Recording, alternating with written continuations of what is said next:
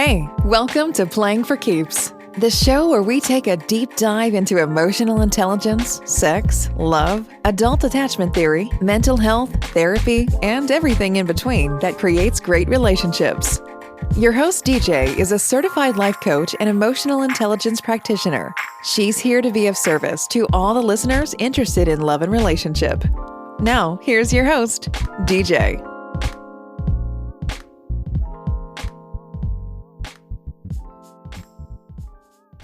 Hey everybody, it is your girl DJ with Playing for Keeps podcast, and today we have fellow podcaster Kyle Newton. Growing up in northern New Hampshire, Kyle was a struggling writer until Star Trek and male romance author Gregory Norris took him under his wing and mentioned him. Since then, he has had an erotica/adventure steampunk series known as Penny Punkers. As he continues to write these novella-style stories, currently Kyle tells legends about New Hampshire on his podcast, Local Legends New England. Kyle is here to speak on erotica writing and how maybe you need to be a bit risque in real life to spice up the writing for your readers, how writing erotica helps his pregnant wife feel more pretty, and upcoming fatherhood. Hey, Kyle, how are you today? I'm doing very good. And yourself? I am doing pretty well. I want to thank you for coming on. Of course, absolutely. I've been looking forward to it. After moving to a whole new apartment this weekend, I've been looking forward to hanging out with you for a little while. Awesome. Okay, so let's kind of dive into it. I want to hear a little bit about your erotica series, Penny Punkers. Tell us a little bit about that. So Penny Punkers is a series that I've been working on for just about since I got started writing about 10 years, almost 10 years ago. I think it's about 9 years ago now. It started off as nothing more than an adventure fantasy series, and it wasn't doing all that great. And like you said, I had met Gregory Norris. He's a writer for Star Trek Voyager. I asked him to help, and he told me that he'd only help, but he knows how to write romance, particularly male erotica. And he taught me kind of through his own way of writing how to write my own. And then my fantasy became a romance, and it became an erotica, and It kind of grew from there.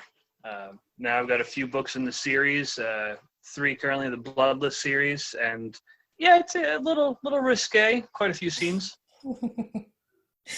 Okay. So with you being, so you write male erotica, you have a pregnant wife. How did you wrap your mind around writing erotica like that? And what has it done for you? Has it opened up your mind in a lot of ways? Absolutely. I actually, I write all genre of erotica. I've got characters that are inspired by my wife and what I, hope that Herculean pretending vision that I have of myself that I pretend she sees in me. I've written about those 2 characters. I've written for one of my series in the Penny Punkers was part of Stop Homophobia UK because it had an androgynous character. Their name was Andro on purpose, and they didn't have any, because of the science that I had used, they didn't have any lower parts sexually at all. They didn't have a penis, they didn't have a vagina, nothing whatsoever. And So when I gave Andro the romantic side, there needed to be more of a touchy-feely, hold hands, very almost cute romance.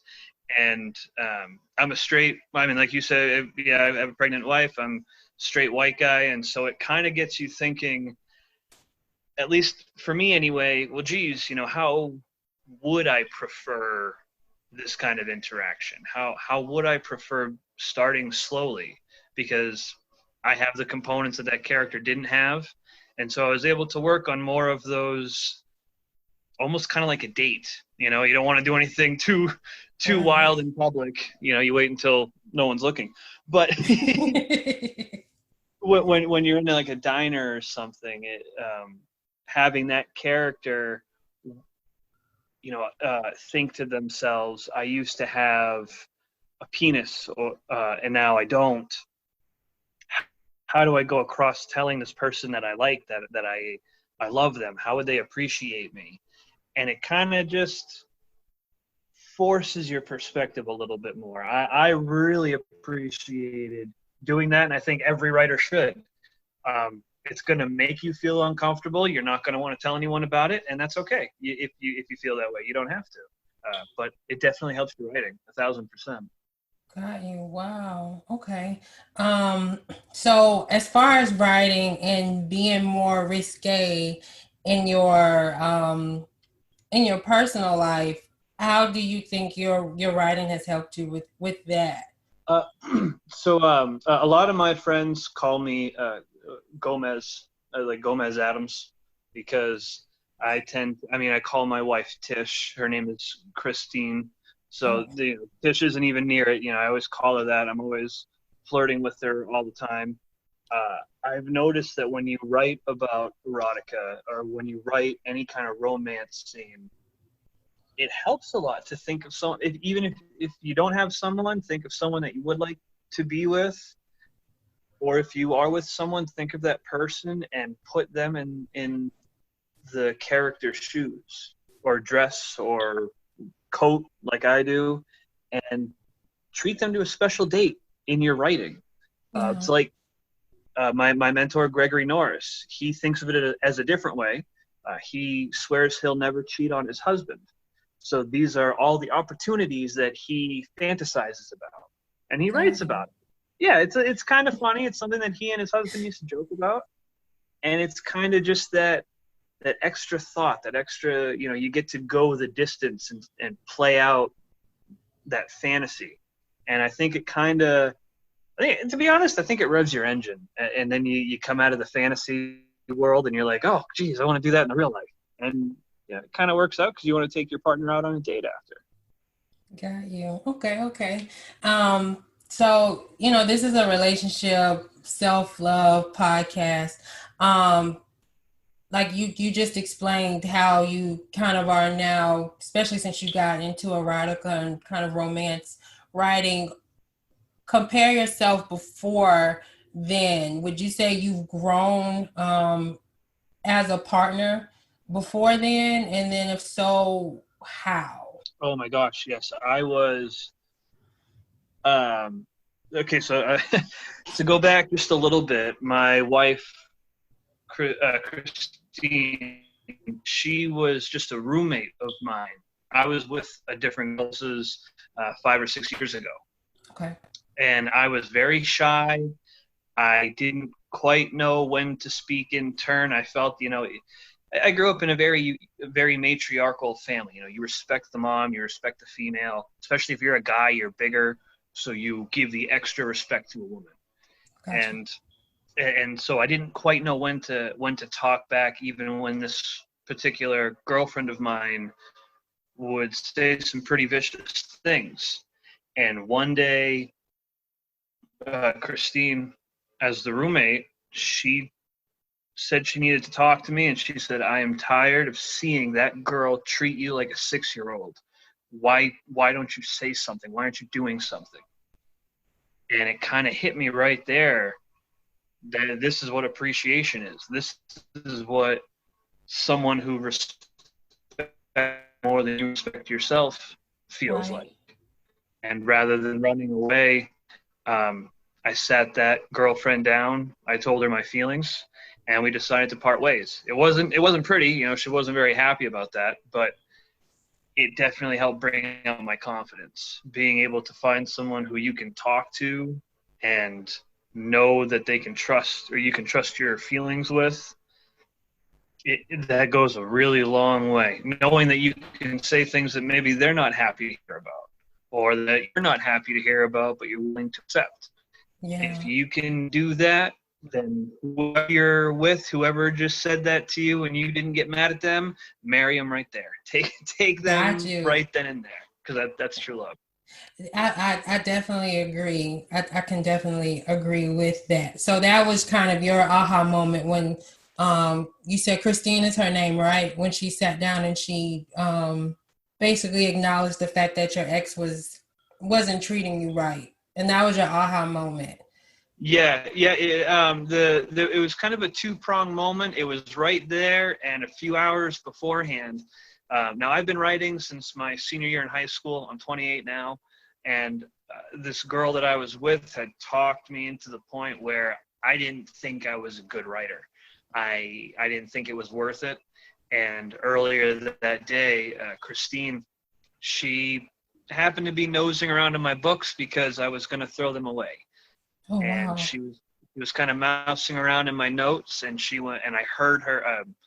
She dropped the F. I don't know how. I don't really want to swear on your podcast. I don't want to be that guy, but she dropped the F bomb, and I came running, and I said, "What's wrong?" And she said, "Oh, I'm sorry. I was sneaking around in your notes, and I found out one of the characters that I've been reading about dies, and I'm mad at myself for snooping around." And I said, "What do you care?" And she said, "Well, I like the story. I like this guy. I'm mad that you killed him, or that you're going to, Wow. and I'm even more mad that I know it." And that started turning all the gears. Like, wait a minute, this person's encouraging me. She's not telling me I should go learn a new skill. She's amplifying me right now. And then with that thing later on when she called me out for being asking, have her stop treating you like a 6-year-old, that changed everything for me. That is definitely twofold when you can find somebody to encourage you on what you're passionate about. That's wow. That's amazing. Okay. So, and then F-bombs are okay, just to let you know in advance. Okay. F-bombs are okay.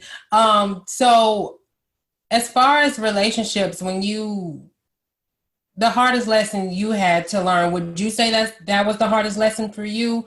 Having to really like figure out that, when you're in a relationship, it's not about, I guess, a woman, not saying that a woman disrespects you, because I guess, like you said, when you grew up, tell me a little bit about when you grew up. You said, the man disrespects the woman, even if the woman disrespects the man. Is that kind of how you grew up? Tell me a little bit about that. Well, I grew up in a house. So my parents got divorced, but my mom first married a cop, and that's who my father is. They divorced, and then she married a few years down the road. She married a Marine, and so I was always around these men. They weren't the stereotypical, big bad Marine. The guy's a big softy. He plays with his cat every day, so don't let him fool you. But there was always a point when I would yell at my mother. It didn't matter if she was yelling at me or my sisters were yelling at me. If I would flare up and raise my voice to a certain degree, my father or my stepfather, depending on which house I was in, would come down on me. And that's not to say they'd be like physical or aggressive or anything. Just, it stops right now. And they never let me speak ill. I needed to learn how to voice my opinion, because if you're yelling, you're confused. There's confusion in there. Someone misunderstood, and you really shouldn't be yelling at your mother. That's kind of how I was raised. So of all people, she shouldn't be the one you yell at. Got you. So do you think that kind of stopped your growth as far as expressing yourself outwardly in relationships?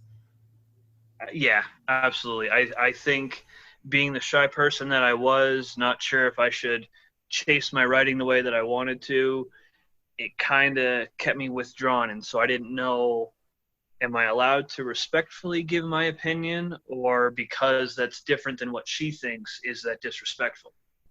And being with this woman that I'm with, being with Christine, I've learned you can voice your opinion. You can be who you want to be, but you might have to talk about it. That's the biggest part, as long as you can talk and communicate in a healthy way. Right.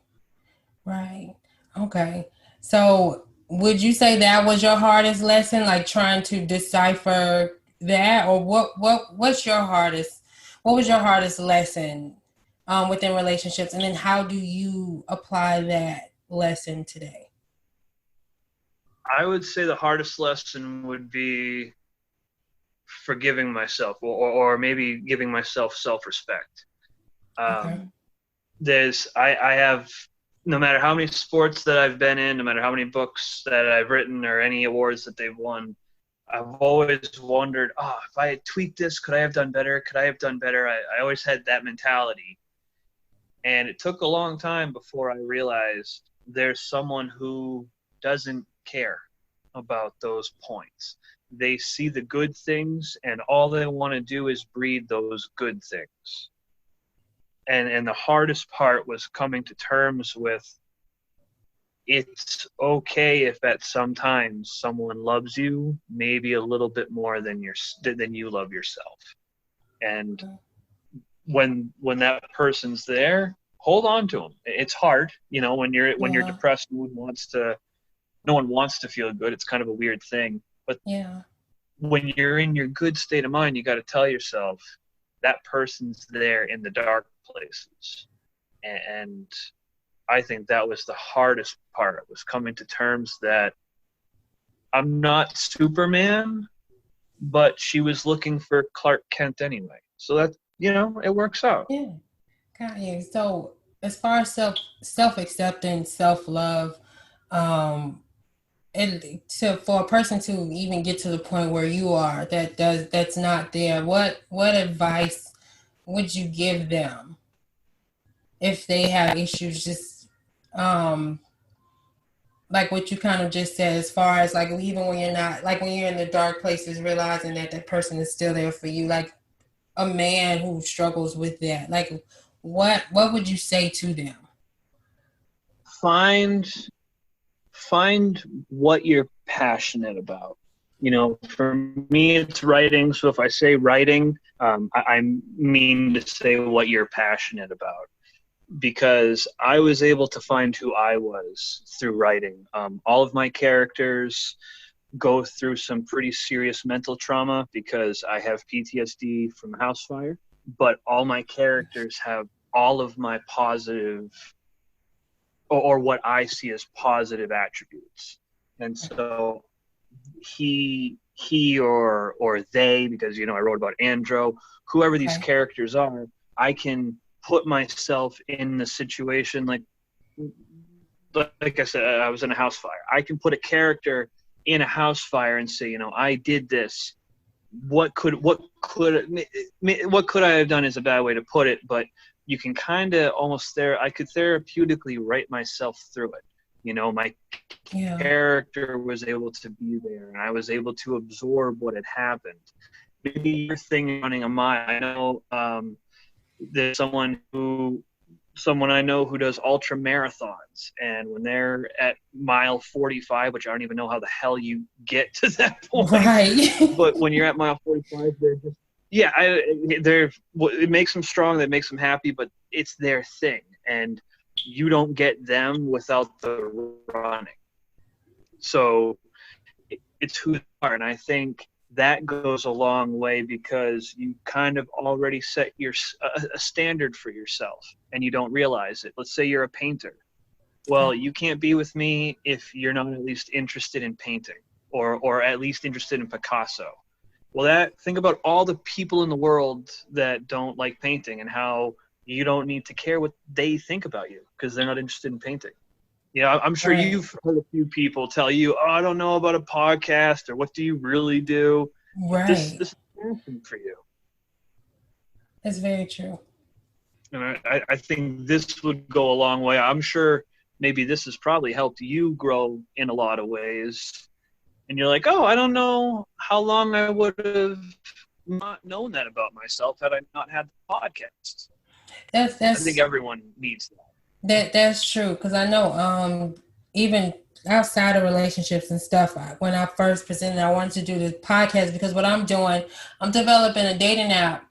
And with this dating app, it's going to incorporate games based on emotional intelligence, sexual compatibility, attachment theory, and love language. And I was like, well, I want to create a podcast because I want to talk to people about love and relationships. And people just kind of like, a podcast? Why do you want to do a podcast? And then at first I was like, well, I'll do episodes by myself because that's what I was doing at first. And they were like, well, that doesn't sound like that's going to be interesting. And for a while it deterred me, but I ended up going forward and doing it. And I'm glad I did because I have discovered a lot about myself. And I know even within relationships, when you learn more about yourself, you can come into a relationship better because you know yourself. You're not going into a relationship where, you know, you're looking for this other person to totally fill your cup. Your cup is kind of, if it's not full, it's full to a point where you are at least happy with yourself and you're not draining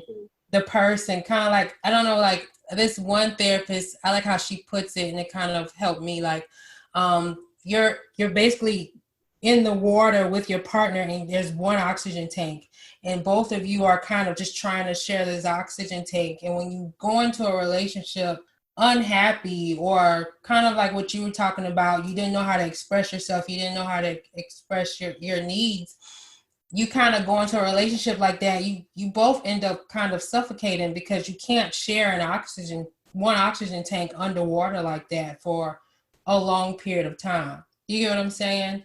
Absolutely. So, yeah. And the full cup thing is a great way to explain it. If you're not sure what you want to do and you're like, oh, I'll figure it out when I get a relationship, and then you're with someone, you're trying to figure yourself out and whoever they are, it's like your analogy with the scuba thing, but you're carrying rocks. Yeah. You're weighing you both. It's not good at all. Like, I know me personally, my personal story, I grew up in a household where, you know, my mother was attentive, but my father wasn't. And I would get into relationships where I would get with dismissive people, and I found myself trying to prove myself to these men.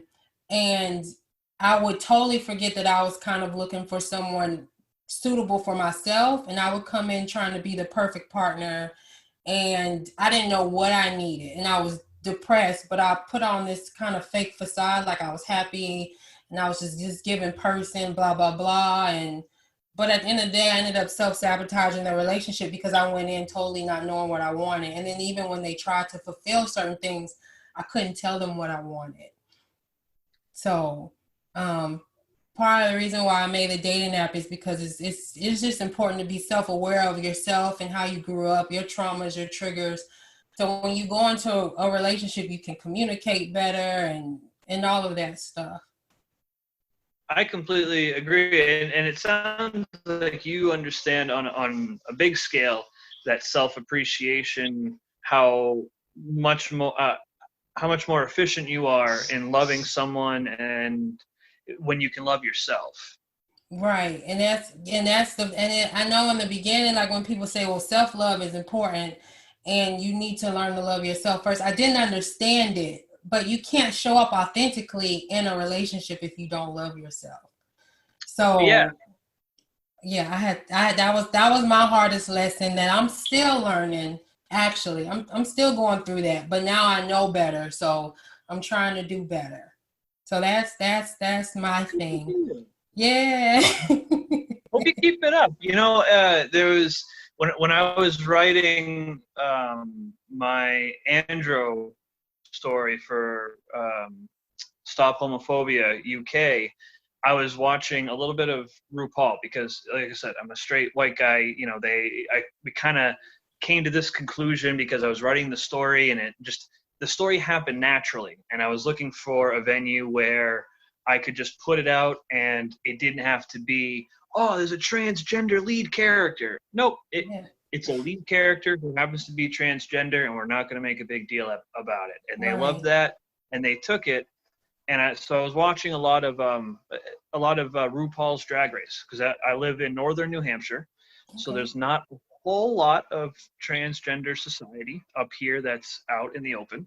Okay. So I was watching that, and I heard something one day that just it's stuck with me ever since. At the very end, I think he says it all the time, but RuPaul said, if you can't love yourself, then who do you expect to love you back? Or something on those lines. And it just kind of stuck with me where, yeah, that makes a whole lot of sense. If someone's going to put in the effort to love you, maybe you should do the same. Right, and that's very true. And I know for me, like, what connected the dots for me with that statement was how I think of it is, if you go in and you don't love yourself and you don't have certain needs and you can't tell somebody how to love and appreciate you, then how can they? Exactly. Two, you know what I'm saying? How can they? Or then two, like I said, I also people pleasing. So one thing about people, they always value the person who sets their boundaries versus the one who always says yes. So the one who always says no, and then they finally give a yes, their yes is more valuable than the people pleaser's yes. And if you think deeper, it goes back to that. It's loving yourself and knowing your boundaries. You know what I'm saying? And letting people know where you stand. People subconsciously respect that more than the people pleaser. So learning to love yourself is very, very, very important. Okay, let me ask you this. So if you were to go on a date with your wife, name 3 places you would like to go. So the first place would probably be there's a town called Littleton. She and I go to all the time up here in northern New Hampshire. And the restaurant that we go to is called the Little Grill. We love it because when we got married, that was where we had the after party. And they've got this Brazilian style thing called rodizio, where they just keep bringing different types of meat out until you say stop, and they've got a buffet in the back, and you have to go and get your food over there. And it's very authentic Brazilian food, and we loved it. So because of the time that we had there, being married on our wedding day, that's definitely one of the first spots. The other spot that would be tied for first, slide into second, really just depending on the time of day, is when we first went out for a date. I asked her to go to North Conway, and she and I just walked up and down the street, and I kissed her on the corner, and someone honked at us, and I took her to a place called Delaney's, the Hole in the Wall. And no one sponsored me. It's just these are very close and personal places with me. I'm not shouting for anybody, but my wife and I, she was just my girlfriend, and we went there, and it was really romantic because she and I got to kind of start to be ourselves. She had been in a rough relationship. I had been in mine. So this was kind of a nice restart for us both. Okay. Third spot, the third one, probably this big waterfall. It's called Jackson Falls. It's called Jackson, but the waterfall just pours right down, and you have to go up the road, and you have to literally go around the waterfall. And you can stay up at the top and watch the water go over the sides. I always like that as a picnic area. So because it's nearby, I'd recommend that would be my third favorite spot. That sounds really nice. I like the waterfall. That definitely sounds really nice. If I ever come up to New Hampshire, I will definitely have to check that out. Okay.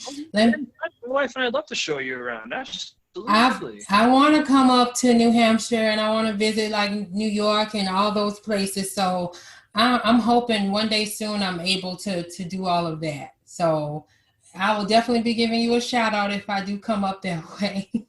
Oh yeah, we look forward to it. That's great. Yes, as long as everyone plays safe and everything, we look forward to it. Oh, that'd be good. Okay, so let me ask you this: 3 places you would go, 2 with your wife, and then 1 by yourself. I would go to. Can they be places that I might have been to before? Yeah. Okay, then there's one place that I definitely want to bring my wife to. It's I've been to Iceland before, and because I've written books about Vikings, and so I wanted to go over there for a few days, and I spent 4 or 5 days there. There's one day I went horseback riding, And I recommend going to Iceland, anybody.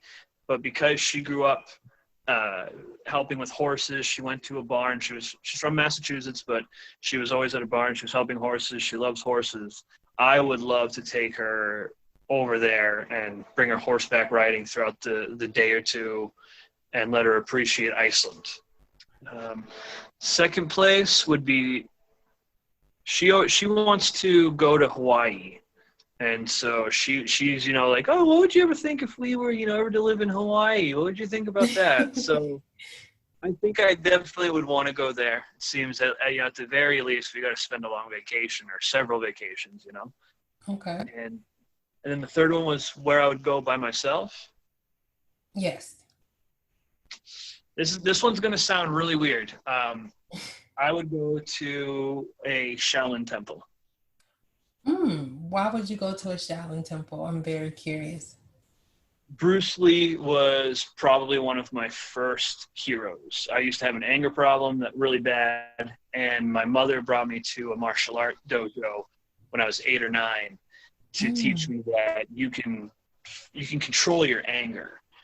And through martial arts, I've gone to boxing. I've done a whole different, mixed martial arts for a while, but that was my first way to express myself. It's how I first started finding out who I was. And to this day, people are like, oh yeah, the Kung Fu guy. You want to watch, whenever there's a new movie out, people have to ask me what my feelings were on the film. And so I've always loved it. I've always been able to appreciate the style as like an art form. So I'd probably go to one of those temples for a while. Oh, wow. Amazing hidden fun fact. Can you name 2 more off top of your head about yourself? 2 more random fun facts? Yeah. I love hiking. Huge hiking. I've been up Mount Washington, which is one of the more dangerous mountains in New England. Wow.